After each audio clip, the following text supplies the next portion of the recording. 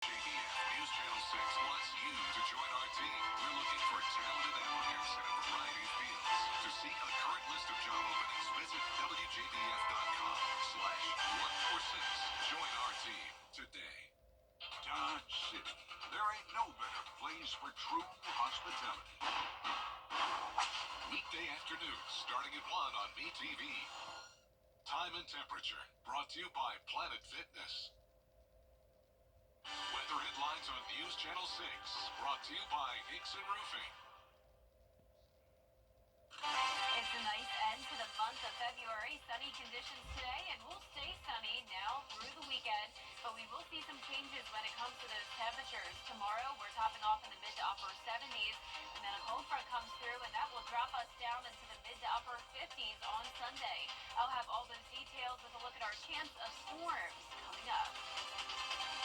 Right now on News Channel 6 at 4, these dry, windy conditions and trash burning are a dangerous combination. The warning from the Forestry Commission about brush fires. Plus, as local teams participate in the Final Four of the state basketball tournament, one Washington Wilkes student is playing for more than just a win. And providing care to those in need. The new initiative from Project Refresh to improve self-esteem and health. As your news at 4 starts now. Live from Television Park, this is WJBF News Channel 6 at 4. Good afternoon, everyone. I'm Jenny Montgomery. Thank you for joining us. Brad's off today. Coverage you can count on begins in Warrenville, South Carolina, where a brush fire has neighbors worrying because of these windy conditions. The South Carolina Forestry Commission has issued a statewide red flag fire alert. This comes after a significant number of fires over the last week. One brush fire happened last night on Golf Course Road in Warrenville. It spread from power lines into surrounding trees, eventually growing to about 10 acres by the time it was contained. We were so afraid of my horses in the pasture coming down our drive. We were afraid of my daughter's house because we knew if it came on and hit here, it was probably guesstimate a football foot away. So we're guessing that was about 100 yards from us, the back fence line. The alert does not ban outdoor burning, but some local ordinances may. It's best to contact your local fire department to find out about restrictions. A third child has died after a fire in Aiken County earlier this week. 6-year-old Samara Jordan died at the hospital yesterday, just 3 days after 2 of her siblings were killed in a home fire in Gloverville. The mother and a 4th sibling were also inside the home, but are expected to be okay. Investigators say the fire was accidental. In a separate case, a woman is wanted for arson in Augusta. Police are looking for 62-year-old Denise Smith. She's accused in a case that happened on Belmont Avenue, that's off Gordon Highway. If you know where Smith is, contact the police. It is time now for a first check of our forecast, and for that we turn to Chief Meteorologist Jennifer Tracci. Well, another beautiful day today. We've had a lot of sunshine overall this week. Yesterday we had some cloud cover along with a few storms. It was in and out of here very quickly though, and we came back to sunny skies today. So looking good outside on our Terry Lambert Hyundai Skyview cam. This is a view of Augusta Regional Airport. Winds are lighter than they were yesterday, but we're still seeing the American flag going back and forth there with the winds gusting up to around 20 miles per hour occasionally.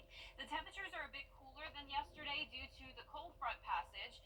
It's not cold outside by any means, but at least we're not seeing the 80-degree mark. So we're overall feeling more seasonable today. 70 in Thompson, 72 in Barnwell, 73 in Millen. Gibson, you're at 70, 72 in Sandersville, and only the upper 60s now in Edgefield, Washington, and Saluda. Winds are coming out of the southwest, 9 miles per hour in Augusta, 13 in Aiken. And as for those current wind gusts, we're up to 18 in Augusta, 21 in Evans, and 19 in Aiken. Relative humidity remains low, so fire danger concerns continue. Relative humidity at just 15% in Augusta as high pressure is in control down in the Gulf. So we're nice and quiet here in the southeast. Out towards the west, we're eventually going to see another cold front form, and that'll bring us some changes by Sunday. But in the meantime tonight, upper 60s still by 6 p.m. Then once the sun goes down, we'll fall into the mid-50s by 8 o'clock this evening. Lots of sunshine over the next few days to come. Cooling down, though, on Sunday from that second cold front passage. 50s back in the forecast and a cool start to your full 10-day forecast coming up. Back to you, Jenny. All right, we appreciate it, Jenna. You have just under 2 hours to get one-on-one in-person help from FEMA in Richmond County. The Disaster Recovery Center will permanently close today at 5:30. It's for anyone who needs help applying for assistance after Hurricane Helene. The center is at Diamond Lakes Branch Library in Hepzibah. One Augusta Park is still dealing with major damage after the hurricane. Brookfield Park still has downed tree trunks, light poles, park benches, and tables. The walking trail is slightly cleared, but for those who walk early in the morning or like to walk after dark, there's just no lighting to help you see. Complaints have been made, but one commissioner says this will take time. It's just a waiting game, but I don't believe it renders the park unusable by any means. Park's in good shape. If there's an issue maybe with some lighting that's not working after the storm for the walking track, we certainly need to get that fixed. But people are just going to be patient. A spokesperson for Augusta Recreation and Parks says the county is still in the debris cleanup phase for several parks and rec areas.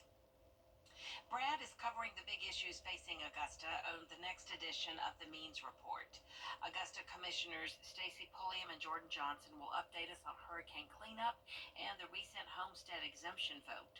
Commissioner Pulliam tells us what she'd like to see in the future for District 2. As I talk to the individuals in my district, we want more walkable communities where you can live, work, and play. That's the model that we're seeing across our nation, but definitely in our neighboring counties. So that's really important.